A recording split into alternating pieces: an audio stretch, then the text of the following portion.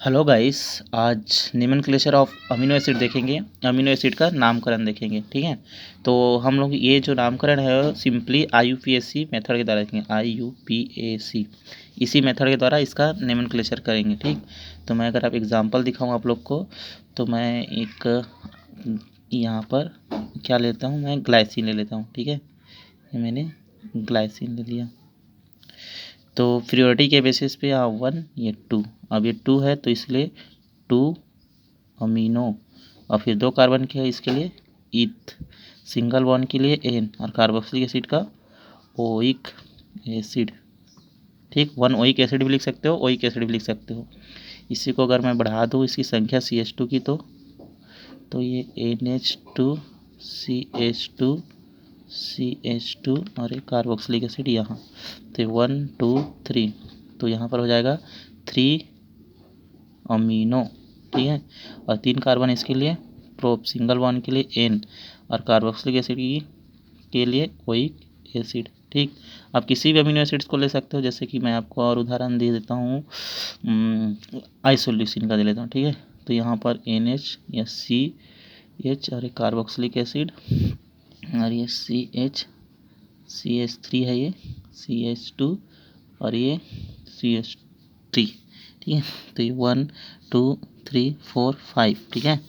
तो 2 पे लगा हो इसलिए देखो यहाँ M है, यहाँ A है, तो A पहले आएगा इसलिए 2 अमीनो, ठीक। फिर 3 मेथाइल, फिर टोटल कार्बन 5 है, इसके लिए आ जाएगा फेंट, सिंगल बॉन्ड के लिए N, कार्बोक्सिलिक एसिड के लिए ओइक एसिड, ठीक है। इस तरह से सिंपली आप जो पहले IUPAC नेम करना सीखे हो उसी के बेसिस पे इसका नाम बनाओगे, ठीक है। एक और टॉपिक आता है DNL configuration of amino acid, ठीक है। DL configuration of amino acid देखेंगे तो अमीनो एसिड में DL विन्यास ये देखा जाएगा। तो अब इसमें क्या होगा, देखो ग्लाइसिन को छोड़कर जितने भी अमीनो एसिड्स हैं वो सारे क्या होते हैं, ऑप्टिकली एक्टिव होते हैं। मतलब ग्लाइसिन एक सममित कार्बन है। जैसे कि ये ग्लाइसिन का स्ट्रक्चर मैं बना दूं तो ये इस तरह से बनेगा, ये देखो, ठीक।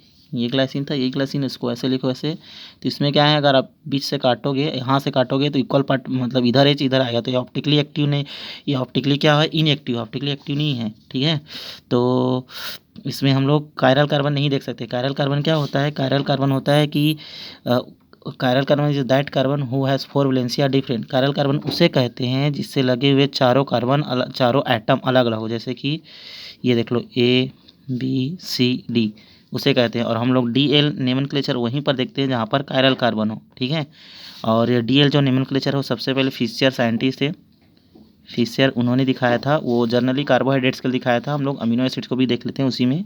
तो देखो सपोज अब क्या क्या होगा, तो हम लोग DL नोमेनक्लेचर ग्लाइसिन को छोड़कर जितने भी अमीनो एसिड हैं उन सब में देखेंगे, क्योंकि ग्लाइसिन जो है वो सममित कार्बन है, सममित कार्बन होता है, और बाकी सब क्या होते हैं, असममित कार्बन होते हैं। ग्लाइसिन ऑप्टिकली इनएक्टिव होता है। फिर जितने भी होते हैं ऑप्टिकली एक्टिव होते हैं। तो जो ऑप्टिकली एक्टिव होते हैं उसी सब में DL कॉन्फ़िगरेशन देखा जा सकता है, बाकी सब में नहीं देखा जा सकता, ठीक है। तो DL जो है वो फीचर ने दिखाया था। अब क्या होगा मैं इस बताता हूँ। जब ये जब अमीनो एसिड्स जो अमीन है, अमीन जो ग्रुप है, अगर ये ग्रुप लेफ़्ट साइड में लिखा है, अगर ये लेफ़्ट साइड में है, तो इसके लिए हम बोलेंगे L, D एलिनिन। एनिलीन का फॉर्मूला है एनिलीन। अगर यहाँ पर CH3 आ जाएगा तो एनिलीन हो जाएगा, तो मैं इस R इसलिए एलिलीन, ठीक। अगर यही जो चीज़ है राइट साइड में चला जाता है, ठीक। यहाँ CH3 होगा तो एलिनिन, R आप एल्काइल ग्रुप लगा दिए हों। अगर ये राइट साइड में हो गया है तो इसके लिए हम लोग बोलेंगे डी एलालीन, एलानीन, ठीक है, डी एलानीन। तो इस तरीके से DL नोमेनक्लेचर कर लेते हैं। जब अमीन जो अमीन समूह रहता है वो लेफ्ट साइड में रहता है उसको L बोलते हैं, जब अमीन समूह राइट साइड में रहता है तो उसको D कहा जाता है। ठीक है, तो ये DL कॉन्फ़िगरेशन है ऑफ अमीनो एसिड्स। एक लास्ट टॉपिक है, तो हम लोग अमीनो एसिड की प्रॉपर्टी देख लेते हैं, अमीनो एसिड की प्रॉपर्टीज़। ठीक, ये भी देख लेते हैं, इस चीज़ में लगे हाथ। पहला, जो अमीनो एसिड होते हैं मोस्टली जितने भी अमीनो एसिड होते हैं क्या होते हैं, वो कलरलेस होते हैं, कलरलेस होते हैं। ठीक है, और ये क्रिस्टल फॉर्म में होते हैं। क्या होते हैं, ये क्रिस्टल होते हैं और सॉलिड होते हैं। ठीक, मतलब ये सब प्रायः रंगीन होते हैं अमीनो एसिड, क्रिस्टली होते हैं और ठोस होते हैं। ठीक है, कलरलेस होते हैं, क्रिस्टल होते हैं और सॉलिड होते हैं। और देखें तो इनका जो होता है वो हाई मेल्टिंग पॉइंट होता है, मेल्टिंग मतलब इनका गलनांक जो होता है वो उच्च होता है। ठीक है, उच्च गलनांक वाले होते हैं सारे के सारे। और ये जो होता है वो वाटर में मिक्स हो जाते हैं। ठीक है, लेकिन वाटर मिक्स हो जाते हैं, लेकिन जैसे कि एल्कोहल हो गया, ईथर हो गया, इसमें क्या होते हैं, मिक्स नहीं होते। ठीक है, इसमें मिक्स नहीं होती है। फोर्थ देख लेते हैं। फोर्थ देखेंगे तो जो अमीनो एसिड होते हैं, अगर आप अमीनो एसिड को एसिडिक मीडियम में, अम्लीय माध्यम में रखोगे एसिडिक मीडियम में, तो ये क्या होते हैं, ये केटायन के फॉर्म में होते हैं, केटायन के फॉर्म होते हैं। अगर इसमें विद्युत धारा प्रवाहित किया जाता है तो विद्युत धारा प्रवाहित करने पर क्या होते हैं, ये कैथोड की तरफ अट्रैक्ट होते हैं। क्या होते हैं, कैथोड की तरफ अट्रैक्ट होते हैं। फिफ्थ देख लो, अगर इनको क्षारीय माध्यम में मतलब बेसिक मीडियम में रखा जाता है अमीनो एसिड में, तो ये क्या होते हैं, ये एनायन के फॉर्म में होते हैं, एनायन के फॉर्म में होते हैं। और ये एनोड की ओर, एनोड की तरफ क्या होते हैं, अट्रैक्ट होते हैं। ठीक है, मैं एक बार और बता देता हूँ प्रॉपर्टीज़। कलरलेस होते हैं, रंगीन होते हैं, क्रिस्टली होते हैं, सॉलिड होते हैं। ठीक है, हाई मेल्टिंग पॉइंट होता है, ये जल में मिक्स हो जाता है, लेकिन अल्कोहल, ईथर, कार्बनिक विलायक, आप कार्बनिक विलायक बोल सकते हो, लेकिन मोस्टली अल्कोहल और ईथर में मिक्स नहीं होते।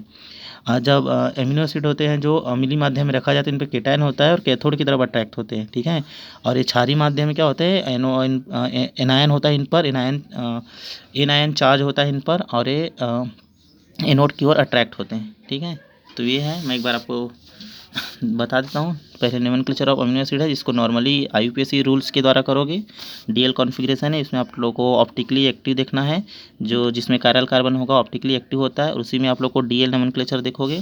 फिर अमीनो एसिड की प्रॉपर्टी, कलर होते हैं, क्रिस्टल होते हैं, सॉलिड होते हैं, high melting point, water mix, alcohol ether mix नहीं होते हैं, एसिडिक मीडियम में इन पर कैटायन होता है और ये कैथोड की ओर अटैक्स होते हैं, और बेसिक मीडियम में एनायन होता है और ये एनोड की ओर अटैक होते हैं। ठीक है, thank you so much for watching this video. आपको ये कैसा लगा आप कमेंट करके बता सकते हो। ठीक है, थैंक यू।